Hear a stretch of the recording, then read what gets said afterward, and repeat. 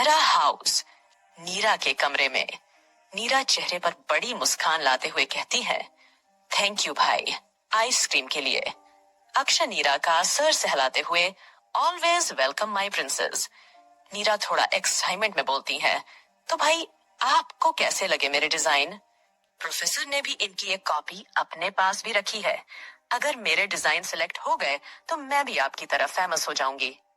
अक्ष बेड पर फैले हुए स्केच की तरफ नजर घुमाते हुए कहता है, ये तो बहुत ही अच्छे हैं और तुम मुझसे भी अच्छी डिजाइनर बनोगी।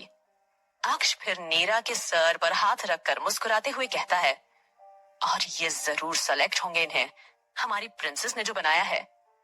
नीरा खुश होते हुए अक्ष को साइड हग करती है और बोलती है, थैंक यू भाई, थैंक यू सो मच।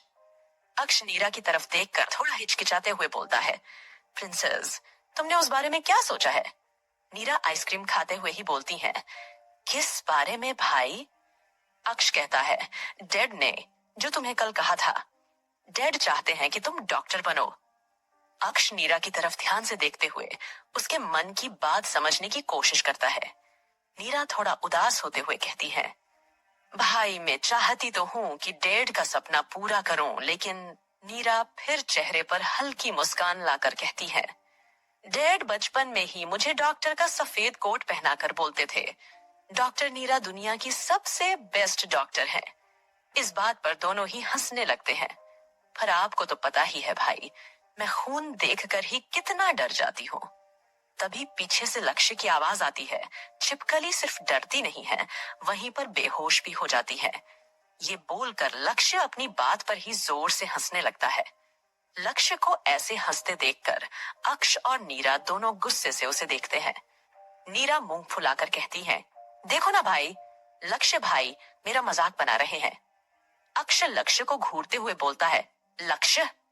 अक्ष की घूरती हुई नजर और गुस्से भरी आवाज में अपना नाम सुनकर लक्ष्य बिल्कुल चुप हो जाता है। अक्ष फिर नाराजगी भरी आवाज में कहता है, इस वक्त कहाँ से आ रहे हो और तुम इतनी देर से घर आए हो? क्या ये कोई समय है घर आने का? लक्ष्य सॉरी भाई बोलकर वहीं चुपचाप खड़ा हो जाता है और रिक्वेस्ट भरी नजर से नीरा की तरफ देखता है कि वो उसे अक्ष के गुस्से से बचा ले। पर नीरा पप्पी सा चेहरा बनाकर अक्ष को साइड हग करती है और लक्ष्य को जीभ दिखाकर चिढ़ाती है। अक्ष लक्ष्य को देखते हुए कहता है, मैं तुमसे सुबह बात करूंगा, अभी तुम अपने कमरे में जाओ और सो जाओ। लक्ष्य गुड नाइट भाई, गुड नाइट छिपकली बोलकर वहां से भाग जाता है। अक्ष नीरा से कहता है, प्रिंसेस अभी बहुत रात हो गई है तो तुम भी सो जाओ, तुम्हें सुबह कोलाज के लिए भी जल्दी उठना है। ये बोलकर उसे बेड पर लेटाकर उसे ब्लैंकेट पहना देता है। अक्ष उसके माथे पर किस कर गुड नाइट प्रिंसेस बोलता है और कमरे की लाइट बंद कर अपने कमरे में चला जाता है। अगली सुबह मेहरा हाउस, डाइनिंग टेबल पर राजीव मेहरा अक्ष, लक्ष्य और नीरा की प्लेट में खाना डालकर उनके साथ ब्रेकफास्ट करने बैठ जाते हैं। अक्ष अपने हाथों से नीरा को खाना खिलाता है। अक्ष कहता है, डैड मुझे कुछ काम से आज मुंबई जाना है, मैं 2 दिन में आ जाऊंगा। ये सुनकर नीरा खाना खाते हुए रुक जाती है। राजीव जी उसके सर पर हाथ रखते हुए कहते हैं, वो जल्दी ही आ जाएगा बेटा, कुछ जरूरी काम होगा तभी जा रहा है, नहीं तो वो नहीं जाता। नीरा अपनी आंखों में आंसू लाते हुए कहती है, मैं तो अभी से आपको मिस कर रही हूँ भाई। उसकी इस बात पर सभी हंसने लगते हैं। लक्ष्य उसे जीभ दिखाकर चिढ़ाते हुए कहता है, ड्रामेबाज छिपकली। अक्ष नीरा को साइड हग करते हुए बोलता है, प्रिंसेस मैं जल्दी ही आ जाऊंगा तो तुम बिल्कुल भी परेशान मत होना, और उसके माथे पर किस करता है। अक्ष फिर लक्ष्य को डैड और नीरा का ध्यान रखने का बोलकर वहां से चला जाता है। नीरा और लक्ष्य भी राजीव जी को बाय बोलकर कोलाज के लिए बाहर निकल जाते हैं।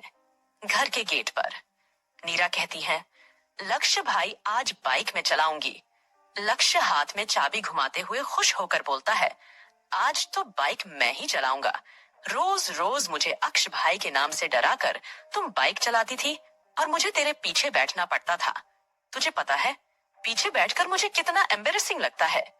एक रेसिंग चैंपियन लड़की के पीछे बैठा हुआ कैसा लगता होगा ये तुझे नहीं पता। लोग किस नजर से मुझे देखते होंगे। अब तू चुपचाप से पीछे बैठ, वरना आज मैं तुझे यहीं छोड़कर चला जाऊंगा। नीरा मन ही मन में लक्ष्य को कोस कर उसके पीछे बैठ जाती है। लक्ष्य हेलमेट लगाता है और फुल स्पीड में बाइक स्टार्ट करके वहां से निकल जाता है। राजीव जी भी अपना काम खत्म करके अपने दोस्तों से मिलने चले जाते हैं। ट्रैफिक सिग्नल पर जब लक्ष्य की बाइक रुकती है, तभी बराबर में खड़ी कार में बैठे एक शख्स की नजर बाइक पर पीछे बैठी नीरा पर जाती है। नीरा को देखते ही वो शख्स घबरा जाता है और वो कांपने लगता है। वो जल्दी से अपनी पॉकेट में से अपना फोन निकलता है। पॉकेट से फोन निकालते हुए भी उसके हाथ कांप रहे थे। उसका ये हाल देखकर ड्राइवर सीट पर बैठा उसका साथी उसका हाथ हिलाते हुए पूछता है, केसर, क्या हुआ तुझे? तेरी तबीयत तो ठीक है ना? तू इतना क्यों कांप रहा है?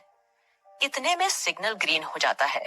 पीछे से गाड़ियों के हॉर्न के शोर की वजह से केसर का साथी गाड़ी को स्टार्ट करता है और आगे साइड में ले जाकर गाड़ी वहां खड़ी कर लेता है। केसर कांपते हुए बोलता है, वो जिंदा है, वो मरी नहीं है, वो अभी भी जिंदा है। वो बार बार यही शब्द बड़बड़ाता है। ये सुनकर उसका साथी उसका हाथ हिलाता है, पर उसका ध्यान फोन में किसी नंबर को ढूंढने में लगा रहता है। जब उसको वो नंबर मिल जाते हैं, तब वो उस नंबर पर फोन करता है। एक दो रिंग में ही सामने वाला फोन उठा लेता है और हेलो बोलता है। तभी घबराई हुई आवाज में केसर जोर से चिल्लाते हुए बोलता है, किंग को बोलो, वो जिंदा है, वो मरी नहीं है, वो अभी भी जिंदा है। सामने फोन से आवाज आती, रिलैक्स केसर, रिलैक्स, आराम से बताओ क्या हुआ है और कौन जिंदा है। केसर बोलता है, माणिक मीरा आर्यन जिंदा है, मैंने अभी उसे यहाँ पर देखा है, वो अभी भी जिंदा है। माणिक घबराते हुए बोलता है, तू पागल हो गया है क्या? वो कैसे जिंदा हो सकती है? और तू कहाँ पर है अभी? केसर बोलता है, मैं अभी उदयपुर आया था किसी काम से। मैंने उसे ट्रैफिक सिग्नल पर देखा, बाइक पर किसी लड़के के साथ। माणिक बोलता है, ये तेरा वहम भी तो हो सकता है ना? केसर बौखलाहट भरी आवाज में कहता है, तू क्या मुझे पागल समझ रहा है? वो चेहरा, वही नीली आंखें, मैं कभी भी नहीं भूल सकता। नहीं नहीं माणिक, मुझे कोई धोखा नहीं हुआ है, ये वही थी और हमें ये किंग को बताना होगा। माणिक कुछ सोचते हुए कहता है, नहीं अभी नहीं, अभी किंग वैसे ही किसी और बात से गुस्से में है। अगर ये बताया तो सारा गुस्सा हम पर ही निकलेगा। मैं अभी वहां आता हूँ, फिर देखते हैं कि क्या करना है। और जब तक तू वहां की सीसीटीवी फुटेज निकलवा कर रख। केसर ओके बोलकर फोन कट कर देता है और अपने साथी को जल्दी वहां से चलने को कहता है। केसर का साथी पूछता है, क्या हुआ केसर, सब ठीक तो है ना? केसर अपने साथी से कहता है, जल्दी चल, रास्ते में बताता हूँ, और वहां से चले जाते हैं।